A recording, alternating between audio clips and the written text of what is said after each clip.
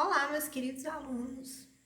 Espero que todos estejam bem, tá certo? Que estejam em casa e que, como eu já falei, que vocês consigam manter uma rotina de estudo saudável, tá bom? Nós vamos agora dar início, na verdade, a uma revisão dos conteúdos que nós vimos até o momento, tá bom?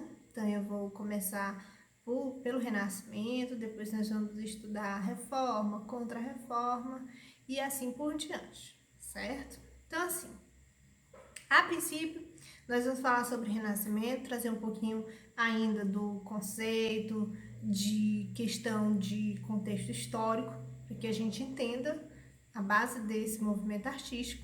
E depois nós vamos falar sobre a propagação desse movimento aí no finalzinho da Idade Média, tá? Conceito, uma definição, vamos lembrar. Renascimento foi um movimento artístico, cultural, intelectual que surgiu aí no finalzinho da Idade Média, por isso vai marcar a transição da Idade Média para a Idade Moderna, em que se trazia como base, como principal característica, a inspiração da cultura greco-romana, a inspiração artística na antiguidade clássica, a razão, a ciência. Então existia todo um olhar voltado para isso, por isso a gente diz que o Renascimento trouxe também a questão do antropocentrismo, não é? Se viveu até então, na Idade Média, o que se chamava de teocentrismo, Deus estava no centro de tudo. O movimento renascentista vai quebrar um pouco desse paradigma e vai aflorar o que a gente chama do antropocentrismo através das referências artísticas. Basicamente, as características do Renascimento elas estão pautadas em inspiração da arte greco-romana, como eu falei para vocês, a antiguidade clássica foi a principal inspiração desses artistas renascentistas, porque em relação a Roma e principalmente a Grécia, a arte era uma arte que a gente pode dizer mais democrática, mais generalizada, porque o homem era protagonista tanto no fazer a arte como no momento em que a arte era expressada, e aí eles trouxeram como base essa referência. O humanismo, colocar o homem à frente disso, além do que a gente chama de antropocentrismo, uma coisa está ligada à outra, colocar a humanidade, colocar pessoas, e a questão do racionalismo, da razão. A razão, o estudo, ciência, tudo isso estava incutido nas artes que vão aí permear o campo do movimento renascentista no final da Idade Média. Uma das formas de expansão da arte renascentista, de divulgação, de propagação, deveu-se ao que nós chamamos de mecenato. O que era a prática do mecenato e quem eram os mecenas? Mecenato nada mais era do que a prática de financiar essas obras de arte, encomendar essas obras de arte desses artistas. E quem fez isso aí no finalzinho da Idade Média foram principalmente burgueses, nobres e muitos papas. Algumas pessoas aí do clero, do alto clero, também encomendaram obras renascentistas, tá certo? Então, o mecenato é essa prática de financiamento dessas obras artísticas. Mecenas são as pessoas que encomendavam, que faziam essa prática do mecenato acontecer.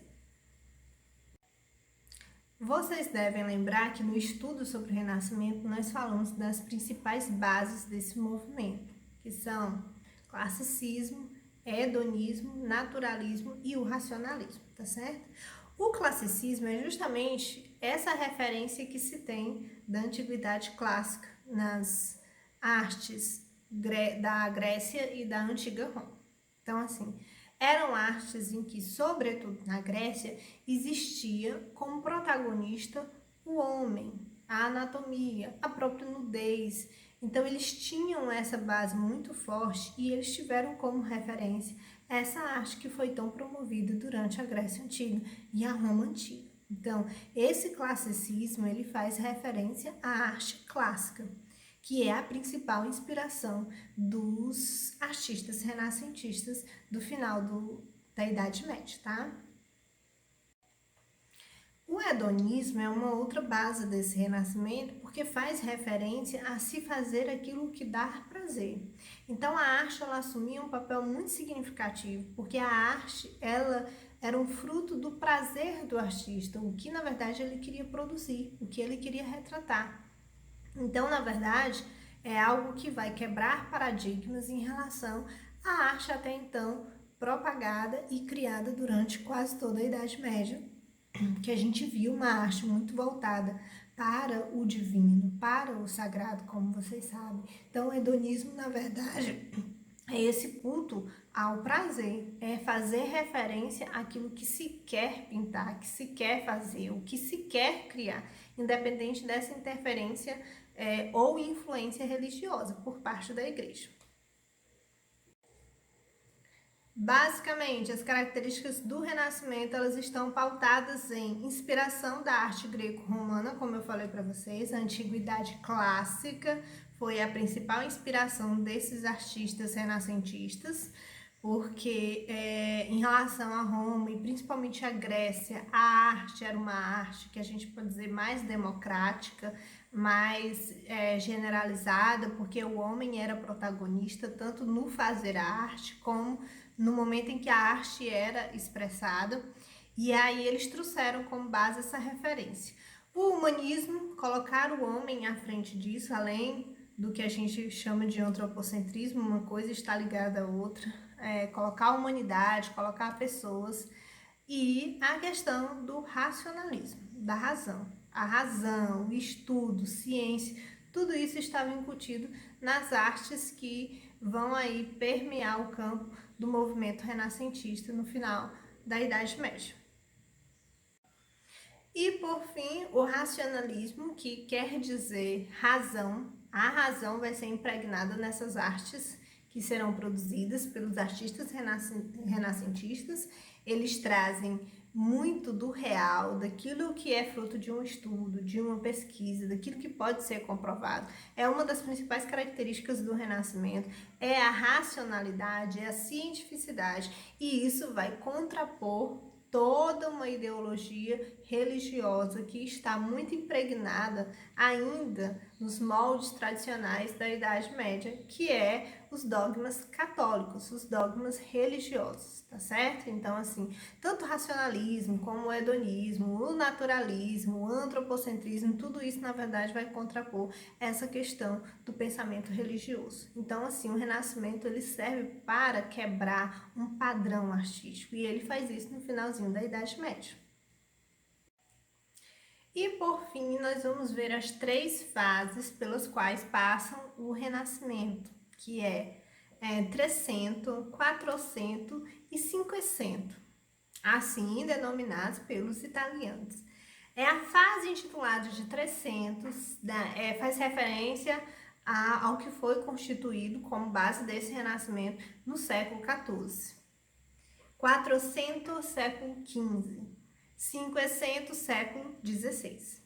Cada fase tem algo muito específico sobre o desenvolvimento nesse renascimento.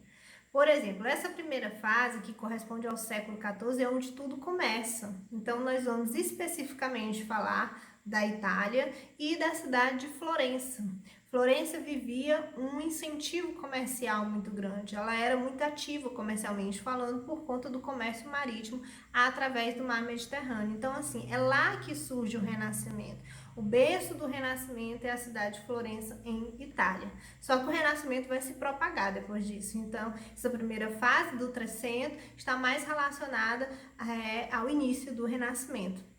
O século XV, ele vai nos trazer a questão da expansão das artes renascentistas. Então, vai haver uma propagação, de uma forma geral, pela Europa como um todo. A gente sabe disso, o Renascimento ele não fica limitado à Itália, há uma propagação. E essas bases do Renascimento, a partir do século XV, elas vão se firmando. Então, conceitos como humanismo, antropocentrismo, elas vão cada vez mais sendo pertinentes nessas obras artísticas. Século XVI, a gente tem aí essa última fase do que a gente pode citar como base desse renascimento, algo muito importante, que é a questão da ascensão dentro dos artistas de Leonardo da Vinci, que vai ser um dos grandes artistas que vai marcar o Renascimento, especificamente essa fase. E aí nós temos a questão das grandes navegações, que tem início bem antes, mas no século XVI nós já temos aí descoberta de alguns territórios, como por exemplo a América. Ela foi descoberta nessa época, já se sabia sobre isso, e as artes absorveram essas grandes transformações, absorveram essas conquistas, e foi cada vez mais um desenvolvimento, algo a mais para se colocar nessas representações artísticas. Eu espero que vocês tenham conseguido acompanhar, é uma breve revisão, mas fala dos principais pontos do Renascimento.